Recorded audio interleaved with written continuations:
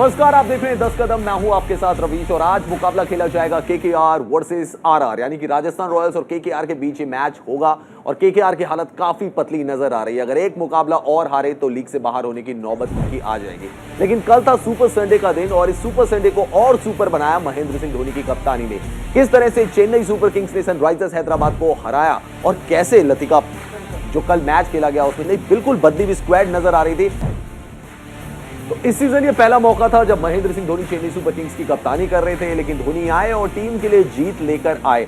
लतिका, एक word use होता है ना इंग्लिश में, इनकार्नेशन। क्या हम मान सकते हैं कि चेन्नई सुपर किंग्स के लिए टूर्नामेंट की शुरुआत कल से हुई संडे से? मुझे लगता है कि देखिए, जैसे ही जडेजा ने कप्तानी छोड़ी, यहाँ पर वो एज अ प्लेयर उभर कर आए हैं और ये देखने को मिला कि किस तरीके से उनकी बॉलिंग हुई, फील्डिंग हुई, बल्लेबाजी में खाली एक ही बॉल खेले, लेकिन एक कॉन्फिडेंस दिखा, उनका बॉडी लैंग्वेज एकदम डिफरेंट दिखा जो अभी तक जडेजा बुझे बुझे दिख रहे थे।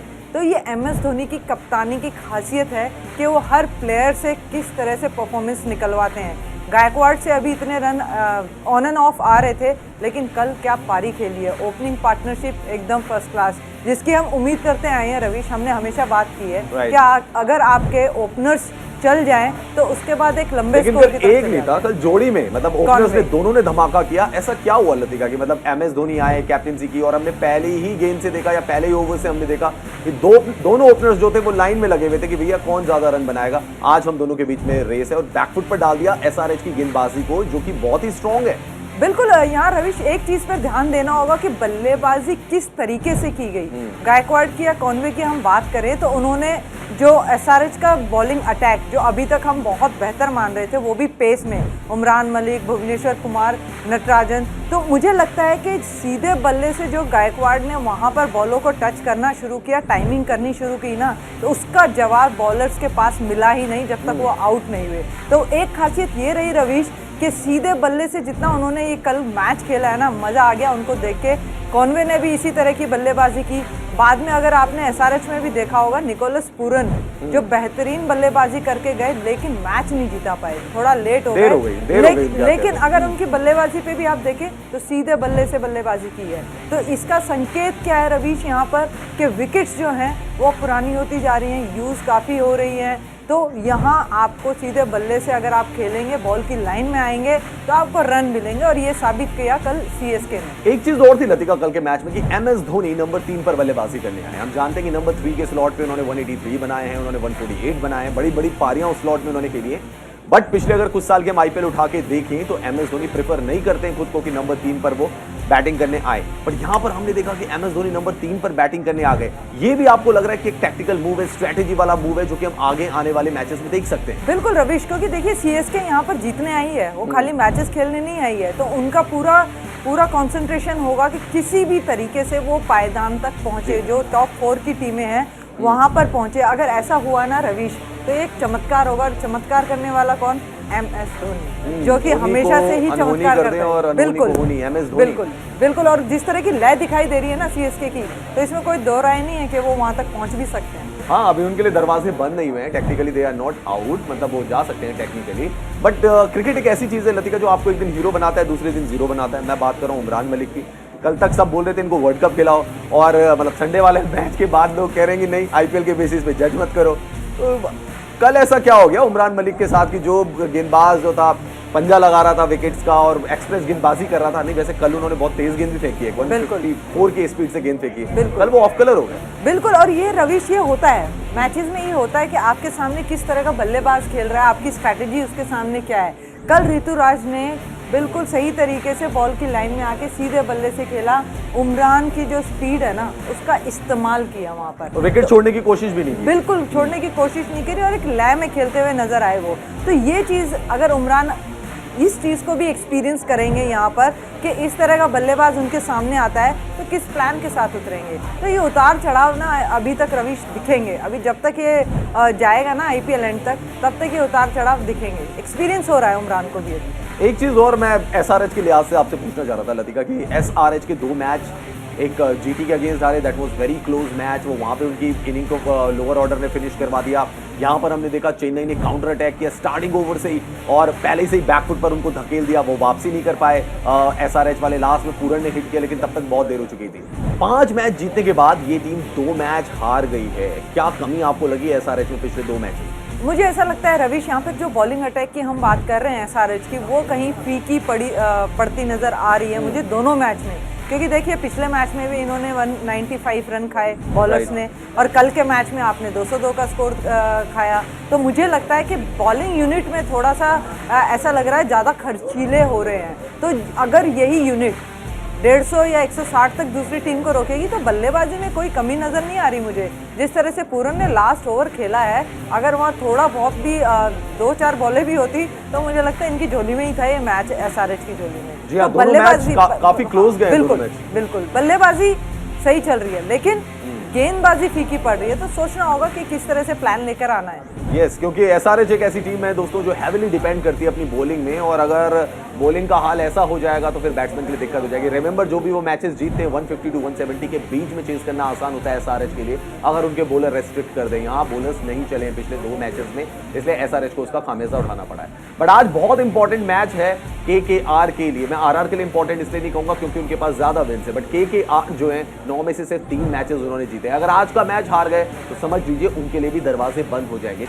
तो दोनों ही टीमें अपना पिछला मैच गंवा कर आ रही है। राजस्थान रॉयल्स को मुंबई इंडियंस ने हरा दिया था, केकेआर को डीसी ने हरा दिया था। गैप ज्यादा मिला नहीं है, उसके बाद मैच हो रहा है। बट एक टीम थोड़ा सा सेटल दिखती है और एक टीम दिखती है अनसेटल्ड। अब ये स्क्रू कैसे टाइट करने होंगे लतिका केकेआर को? केकेआर का कुछ समझ में नहीं आ रहा है रवीश कि ये किस तरह से बल्लेबाजी कराना चाह रहे हैं अपने बल्लेबाजों से, क्योंकि अभी तक 8 बार ये ओपनिंग के चेंजेस कर चुके हैं। 9 मैचेस निकल चुके हैं, अब कब जागेंगे? 8 मैचेस ये लोग ओपनिंग के चेंजेस कर चुके हैं। लेकिन मुझे लगता है कि आपके इनिशियली 2-3 मैच तो ठीक है, लेकिन उसके बाद आपको स्टिक होना पड़ेगा अपने बल्लेबाजों के साथ, वरना यही हालात रहेंगे कि आप रिलायबल हो जाएंगे पर्टिकुलर किसी बैट्समैन पर। नीतीश राणा जो अच्छी कर रहे हैं, श्रेयस अय्यर बीच बीच में आके अच्छी बल्लेबाजी कर रहे हैं, लेकिन टॉप पे कोई ऐसा सपोर्ट नहीं मिल रहा है। फिंच भी है, कभी कर रहे हैं कभी नहीं कर रहे हैं, तो उन पे भी इतना रिलायबल नहीं हो सकते हैं। तो मुझे लगता है रवीश, यहाँ पर केकेआर को आज बल्लेबाजी अच्छी करनी होगी। गेंदबाजी ठीक है, उनकी गेंदबाजी ठीक हो रही है, ठीक ठाक हो रही है,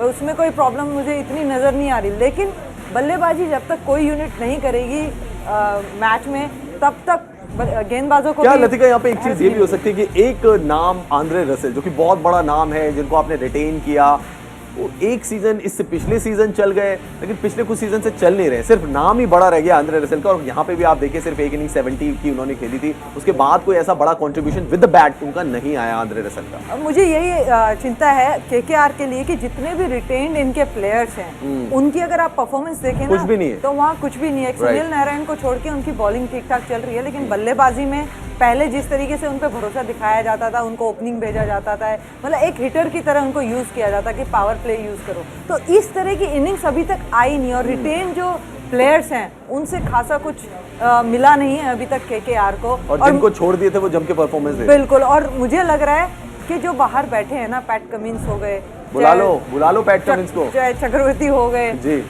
ये लोग ना, अगर आप इनको मौका दे रहे हैं तो पूरा दीजिए ना। अप्स डाउन तो चलते ही रहते हैं, लेकिन पिछले मैच में कमी खली थी इन दोनों की। टीम साउदी यहाँ पर थे तो, और क्या कहते हैं, वरुण चक्रवर्ती अगर होते तो थोड़ा यहाँ पर डिफिकल्ट होता सामने खेलने के लिए बल्लेबाजों को, क्योंकि विकेट स्लो हो रही है, फंस के आ रहा है बॉल, अब रुक के आ रहा है बॉल। हाँ, तो वहाँ पर आपको ऐसे गेंदबाज की जरूरत पड़ेगी। बॉलर्स में की बात करें तो 8 बॉलर यूज किए हैं आखिरी मैच में इन्होंने, तो ये हमारे साथ लतिका, हमारे साथ अनिकेत जुड़ रहे हैं जो कि हमारे सुपर फैन है आज के, और आप भी क्रिकेट एक्सपर्ट बन सकते हैं। अपनी स्काइप आईडी, नंबर, मोबाइल आप सब हमें भेज सकते हैं। अनिकेत, बहुत स्वागत है आपका न्यूज इंडिया पर, और आज मैच है केकेआर वर्सेस आरआर, क्या कहेंगे आप इस मैच को लेकर? तो सबसे पहले तो थैंक यू रविश भैया और Latika ma'am for giving me opportunity. तो सर, आज का मैच दोनों टीमों के लिए तो इम्पोर्टेंट है, और केकेआर को जिस तरह हम 2012 के बाद जानते हैं, तो उन्होंने मैनेजमेंट से काफी अच्छे फैसले किए। इसके बाद टीम मैनेजमेंट हमें पता चला था कि वेंकैया अय्यर कितने अच्छे एक ऑलराउंडर है, बट इस ईयर मुझे मैनेजमेंट का मुझे कुछ प्रॉब्लम दिखा केकेआर की तरफ से। आप पैट कमिंस जैसे मैच विनर्स को आप इसे आप टीम से बाहर रखते हो, आपको पता है कि पैट कमिंस 2 मैच खराब खेल सकते हैं, बट अगर वो जब कमबैक करेंगे तो वो 5 पर 4 पर कभी भी ले सकते हैं, और उन्होंने अपनी बैटिंग से भी एबिलिटी करके दिखाई थी कि वो किस तरह के बल्लेबाज हैं। और मुझे लगता है कि केकेआर को यहाँ से एक प्लान बनाना चाहिए और उसी को एग्जीक्यूट करते हुए चलना चाहिए। और राजस्थान तो इस बार टीम काफी शानदार बनी है, और जैसा कि मैं जॉस बटलर का काफी बड़ा फैन नहीं था, बट इस सीजन के बाद तो मैं उनका काफी बड़ा, मतलब आप कह सकते हो कि अब मैं भी जी हाँ निकेत, बिल्कुल बहुत शानदार फॉर्म में जॉश बटलर चल रहे हैं और राजस्थान रॉयल्स को इतना आगे भी लेकर गए जॉश बटलर। बहुत शुक्रिया आपका निकेत हमारे साथ अपने व्यूज शेयर करने के लिए। आप भी क्रिकेट एक्सपर्ट बन सकते हैं हमारे साथ। sports@NewsIndia TV पर आप अपने जो नेम है, मोबाइल नंबर है, आपकी जगह का नाम और साथ ही साथ अपनी स्काइप आईडी हमें भेज सकते हैं। तो ये सारा प्रोसीजर आप अपनाइए और हमारे साथ क्रिकेट एक्सपर्ट बनिए। बट एक बड़ा वैलिड पॉइंट है यहाँ पर कि राजस्थान रॉयल्स के लिए bulk of scoring Jos Buttler की तरफ से ही हो रही है। पिछले मैच में भी जो हारे उसमें भी जॉश बटलर ही रन बना के गए। कि बटलर कब तक बोझ उठाएंगे? देखिए अभी वो फॉर्म में आपका कॉम्बिनेशन वैसे आज राजस्थान रॉयल्स मैं वो भी राजस्थान के साथ ही, और देखिए दर्शकों को भी समझ में आ रहा है, संजू को वैसे इधर दे दिया भाई, इधर देना था संजू को जी। दर्शकों को भी समझ में आ रहा है कि किस तरह की स्ट्रैटेजी के साथ केकेआर अभी तक इस आईपीएल में चला है। राइट। अब आप देखिए, देखने वाला भी इस चीज को समझ चुका है कि कहीं ना कहीं आपके डिसीजंस मेकिंग जो हैं उनमें गड़बड़ है कि कौन प्लेयर प्लेइंग 11 में खेलेगा, कौन बाहर बैठेगा। तो मुझे लगता है यहाँ पर कि केकेआर को अभी कमर कस लेनी चाहिए, नहीं तो इसके बाद बिल्कुल बाहर ही है जी, वरना उनके लिए दिक्कत हो सकती है। चलिए दोस्तों, बात करते हैं फैंटेसी लीग की। फैंटेसी 11 क्या हो सकती है आज की? अगर आप गेमिंग में इंटरेस्टेड हैं तो मतलब हमारी फैंटेसी लीग जो है, हमारी फैंटेसी 11 आपके लिए हेल्पफुल हो सकती है। तो जॉश बटलर और संजू सैमसन दोनों को ले लीजिए, दोनों आपके काम के खिलाड़ी हैं। जॉश बटलर को कप्तान बनाया जा सकता है, जिस तरीके के वो फॉर्म में चल रहे हैं। किसी भी मैच में वो रन मार सकते हैं, बस बॉलिंग थोड़ा उनको मीडियम कोर मिलनी चाहिए। श्रेयस अय्यर को लीजिए क्योंकि वो फॉर्म में है। नीतीश राणा ने फॉर्म दिखाई है। शिमरन हेटमायर लास्ट में आके रन मार सकते हैं, आप ले उनको लीजिए। वेंकटेश अय्यर को आज वाइस कैप्टन बनाइए, पता नहीं क्यों मेरा दिल कह रहा है शायद आज रन बना सकते हैं। आंद्रे रसल को आप गेम से बाहर नहीं कर सकते क्योंकि बॉलिंग में भी आपको पॉइंट देंगे। रविचंद्रन अश्विन भाई, ये भी बैटिंग बॉलिंग दोनों कर रहे हैं आजकल, तो दोनों में आपको पॉइंट्स दिला सकते हैं। देन बॉलर यूजी चहल भैया, purple cap holder. Umesh Yadav बहुत अच्छी फॉर्म में, पिछला मैच अच्छा खेला। प्रसिद्ध कृष्णा बहुत अच्छी बॉलिंग करा रहे हैं, तो जबरदस्त यहाँ पे कॉम्बिनेशन है। क्या कह रहे हैं मैडम आप, किसका आज दिन होने वाला है? कॉम्बिनेशन है जॉस बटलर, मुझे लगता है कि आज इतने रन ना बना पाए, लेकिन डिपेंड करता है कि केकेआर किस प्लान के साथ उतरता है, क्योंकि जॉस अच्छी बटलर फॉर्म रन नहीं में बनाएंगे तो फिर राजस्थान में मतलब पडिक्कल भी फॉर्म में नहीं चल रहे हैं।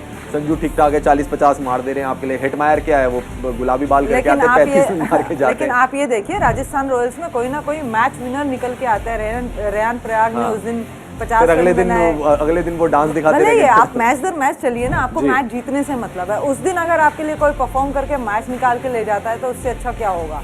ऐसी ही चीज केकेआर को ढूंढनी होगी जो उनके लिए मैच निकाल सके, और पैट कमिंस मैं बोल रही हूँ लाना चाहिए उनको, क्योंकि मैच विनर हैं वो। केकेआर को पहले भी एक मैच जिता के दिया है, अगर 1-2 मैच में नहीं चले तो बाकी भी तो नहीं चल रहे हैं, तो उनको अगर मौका देंगे तो मुझे लगता है केकेआर एक अच्छी पोजीशन में होगा। यहाँ पर डू एंड डाई मैच है ये केकेआर के लिए एक तरीके से कहा जा सकता है, क्योंकि 9 में से 6 मुकाबले गंवाए, सिर्फ 3 जीते हैं। 10वां मैच आज हो जाएगा, अगर 4 तक नहीं आए तो बाकी के 4 मतलब सारे ही नॉकआउट मैचेस हैं उनके लिए। लेकिन बॉलिंग वाइज भी अगर हम देखें लतिका, मैच में तो खैर कुछ भी हो सकता है, बॉलिंग वाइज भी देखें, on papers on card Rajasthan Royals far more superior. Bolt है भैया, कृष्णा है, अश्विन है, और आज शायद हो सकते हैं जिमी निशम भी आ जाए एज एन ऑलराउंडर। तो जिमी निशम को भी अगर इंक्लूड कर लिया तो मतलब आप समझ सकते हैं ना कि बॉलिंग तो स्ट्रॉन्ग है ही केकेआर के कंपैरिजन में। बिल्कुल, राजस्थान रॉयल्स की बॉलिंग बहुत अच्छी है, और अगर बॉलिंग के साथ साथ बॉलर्स की बैटिंग भी कहें तो आर अश्विन अपना काम करके जा रहे हैं बल्लेबाजी में। ताबड़तोड़ 20-25 रन बनाते हैं, काम करके चले जाते हैं, और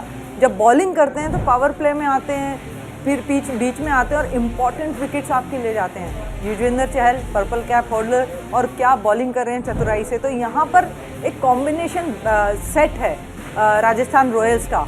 तो यहाँ ये चीज़ केकेआर के पास अभी तक मिली नहीं है। पिछले मैच में 8 बॉलर्स रवीश, ये दिखाता है कि आप कितना कॉन्फिडेंस दिखा रहे हैं अपनी गेंदबाजों पे। तो ये चीज़ जो है ना, केकेआर को यहाँ सुधार के साथ आना पड़ेगा, नहीं तो मुझे लगता है सीएसके कहीं इनके ऊपर ना निकल जाए। एंड आपको ये भी लग रहा है लतिका कि श्रेयस अय्यर बहुत ज्यादा प्रेशर में है, क्योंकि ऐसा दिख रहा है उनकी कप्तानी उनको दी गई, इस ऑक्शन में उनको बाय किया गया 12 करोड़ 25 लाख रुपए देकर, मतलब ईशान किशन से कम था लेकिन फिर भी कप्तानी की जिम्मेदारी दी गई। बट समवट कुछ प्रेशर में, जैसा कि रविंद्र जडेजा डिलीवर नहीं कर पा रहे, वैसा उनके साथ भी हो रहा है। मुझे लगता है रविश यहाँ पर ना मैनेजमेंट कि आपको किस तरह से मैनेज कर रही है, क्या बातें कर रही है, टीम मीटिंग्स में क्या हो रहा है, किस तरह के डिसीजंस लिए जा रहे हैं, आप किस टीम के अगेंस्ट खेल रहे हैं, उस दिन कौन प्लेयर खेल रहा है कौन नहीं खेल रहा है। तो काफ़ी चीज़ें हैं रविश जो मैनेजमेंट पे भी डिपेंड करती है। आपका सपोर्ट स्टाफ है, आपके कोच हैं, तो सब लोग मिलके क्या डिसीजन लेते हैं। इसमें खाली मैं सुरेश अय्यर की ही बात नहीं करूँगी।